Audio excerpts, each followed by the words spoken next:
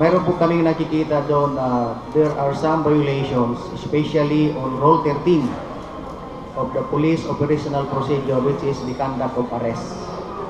We have known that the suspect was put into arrest, but there was no thorough search. And it happened that the suspect, even though some items like grenades were confiscated from him, he managed to hide one of the grenade.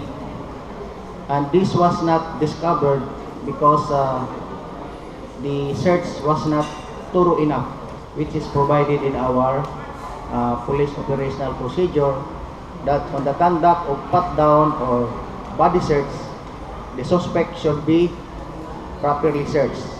And this alone constitute a violation of Rule 13 of our POP, which is improper conduct of search.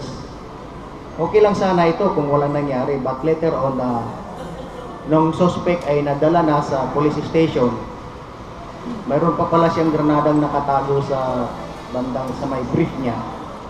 And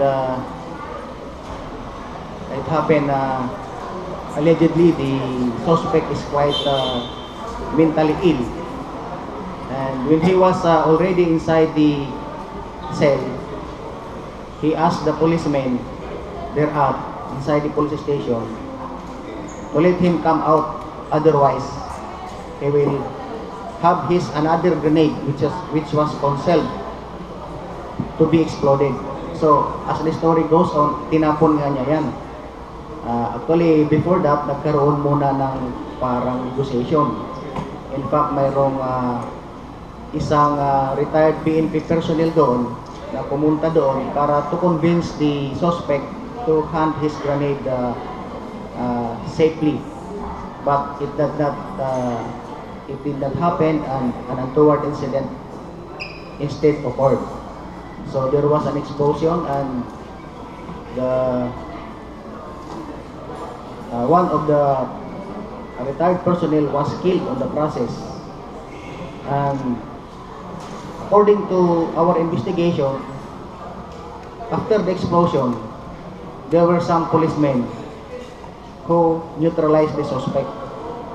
Doon pa lang sabi sa investigation namin na the use of firearm is no longer authorized kasi wala nang threat yung suspect Nakaputok niya na yung explosion, yung granada niya, but still there were two PNP personnel who shot him and eventually killed him on the process.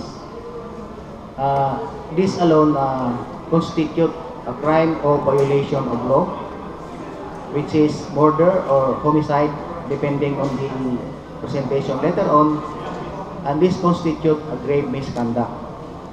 On the part of the arrest, the arresting personnel as well as the team leader were charged for grave misconduct in violation to Rule 13 of our Police Operational Procedure, which is the improper conduct of body searches on person arrested.